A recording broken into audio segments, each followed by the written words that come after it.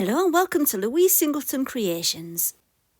Have you ever been in a situation where you need to make something for somebody, maybe as a last minute gift, and it's got to be done quickly without any fuss or complications? Well, today's video will be perfect for you because I was in that exact situation. I had to make something very quickly, and so I turned to Aqua Cast water-based eco resin, which is very quick and easy to use.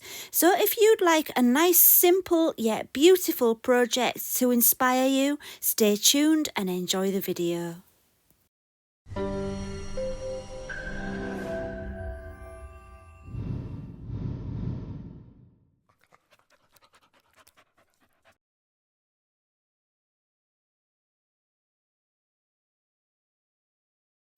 So this is the mould I'm going to be using today.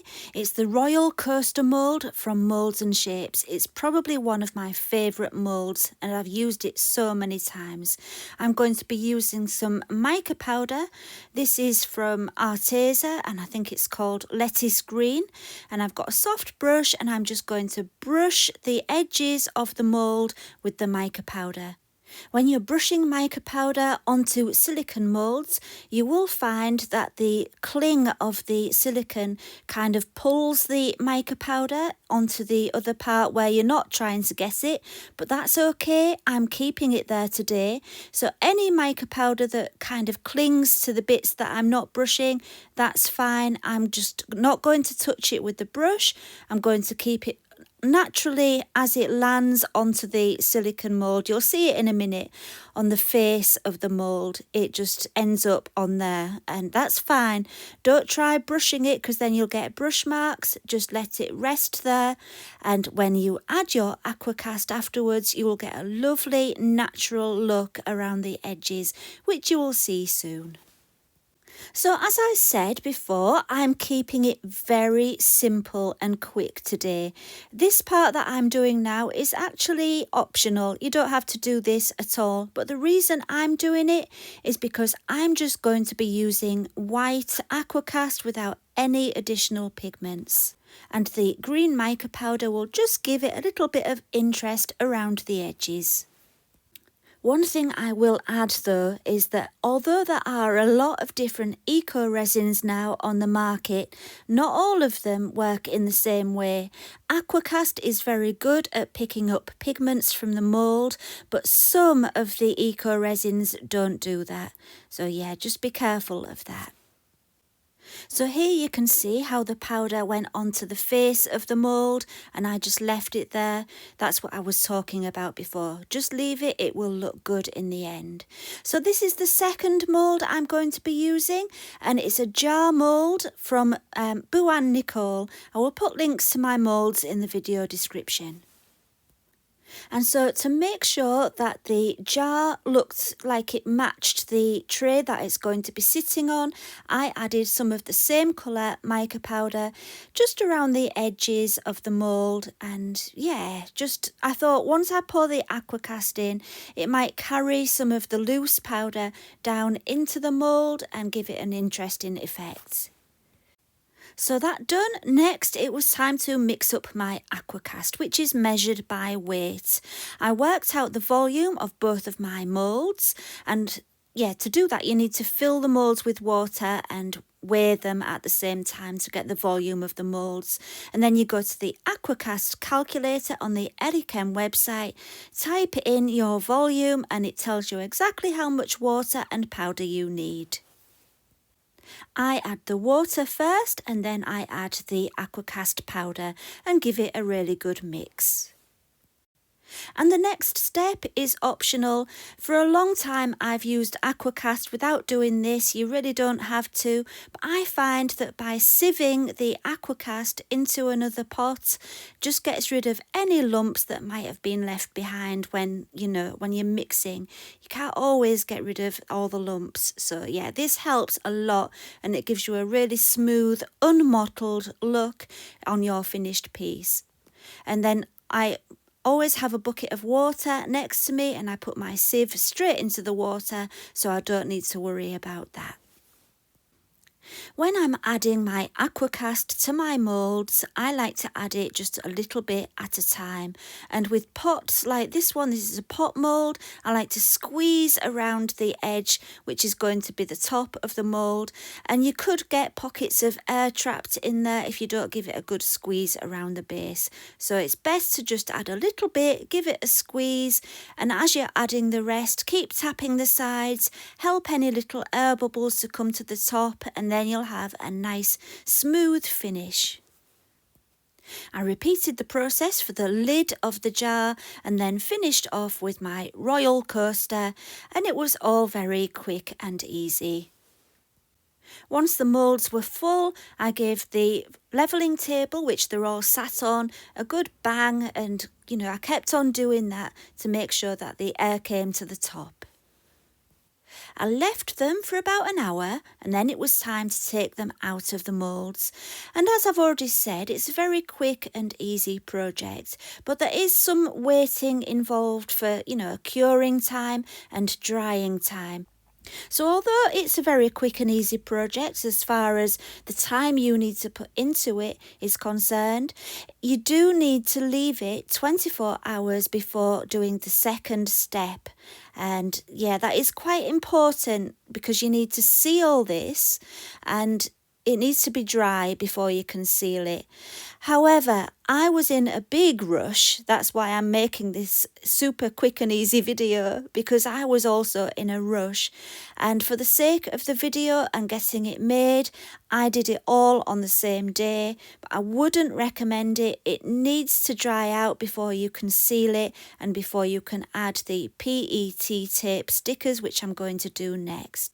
Anyway, back to the project, and as you can see, the Aqua Cast has picked up the green mica powder very nicely indeed. And I actually think it looks very pretty and elegant, just the way it is, and I could have got away with leaving it just like that if I'd wanted to. But the step that I'm going to be doing next is very easy and quick, so I thought I might as well do it. One thing I will point out, I don't know if you can see it, around the rim of the jar, there's some dark green, and that's because I hadn't cleaned my mould properly after using it last time when I did a dark green jar. So learn from my mistake and clean your moulds thoroughly after using them. So this next bit you probably don't need to see, but I'm going to show you it anyway, just so that the video makes sense when you see it at the end. I've got an eyelet that I wanted to put into the hole there, and the eyelet was a little bit too big, so I took my Dremel with like a grinding tool on it. I don't know what the tool's called or for even, but it works well for this. So I'm just making the hole a little bit bigger so that I can add my eyelet.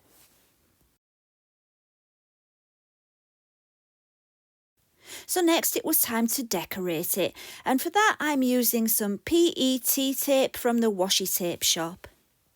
I believe this one's called Mediterranean Breeze, and it's filled with all kinds of fresh looking images with oranges and lemons and peaches and foliage, and I thought it would look really nice. So that's what I'm using today. You might have seen me using it a lot recently in other projects. I've made some snow globe effect coasters with it. I've made a Christmas card with it. It's so versatile, and I wanted to see how it would work on Aqua Cast. And because it's transparent, it's nice and handy to be able to hold it over your artwork to decide which thing looks best where and how well it will fit. And I decided on what I wanted and then peeled it off. It's sticky backed and it's pre-cut. All you need to do is choose your image, peel it off and stick it on. And now I'm going to go into super speedy mode while I do the rest, because you don't need to sit there watching me trying to peel off stickers because I'm not very good at that. But anyway, yeah, there we go. And isn't that pretty? I use a microfiber cloth to rub it all down and make sure it's completely stuck. I temporarily put my eyelet in place. It's not stuck down yet, but I wanted to see, how much space it would take. And there we go. I think that looks really pretty. It's a super quick and easy way to decorate your Aqua Cast projects. And as it catches the light, you will see that it does stand out because they're shiny and they're on a matte surface. But yeah, I still think it looks nice. And once I seal it with wax, the contrast between matte and shiny won't be as obvious. Once I was happy with the tray, I did the same thing on the jar. I tried to choose thinner, longer pictures because of the curve on the jar. I didn't want it to start being awkward to get the stickers over the curve and getting creases and all of that. So I did go for the narrow foliage and fruit for the jar, and that looked really pretty when it was finished.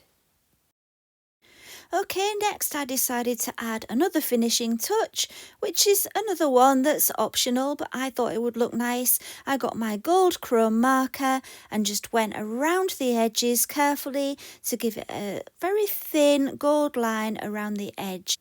And I just thought that that would finish it off nicely. Another thing that's quite important is to tidy up the underside of everything. It was quite rough at the bottoms, and so here I've just got some sandpaper. It's just a medium grit, and I'm rubbing the jar in a circular motion onto the sandpaper to smooth down the bottom. If you wanted to, you could use wet dry sandpaper and put some water on, and that gives it a much shinier finish. But I find that dry sandpaper works well, and then you're not adding extra moisture to the jar. So next it was time to seal it.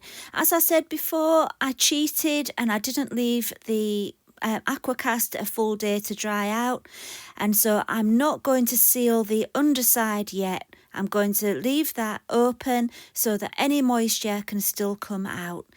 And yeah, all I'm doing is using a soft cloth to add my Clark's wax, which is food grade wax for stone and concrete. So it's good that it's food grade. The Aqua Cast is also food safe as long as you haven't added a pigment. I did add the mica powder around the edges, so technically my finished piece isn't food safe, but without the mica powder it would be. So I could have used it as like a serving tray with a dip in the jar, and maybe have some breadsticks or something on the tray, and that would have been fine. But I didn't think about that when I was adding the mica powder. I'm thinking what I'll actually do with this is put candle wax and a wick into the jar so that we've got a candle jar on a tray. Maybe the matches or a matchbox or something could go on the tray to finish it off. You could even decorate the matchbox with like white paper and then put some of the matching stickers on. That would look really pretty. There's all kinds of things you could use this for. So once everything was sealed, it was time for the last little finishing touch. And first I needed to just add the eyelet permanently. So I'm just using some E6000 glue, making a bit of a mess at the same time, as usual. So yeah, I added some E6000 glue and then popped the eyelet in to make it stay there permanently.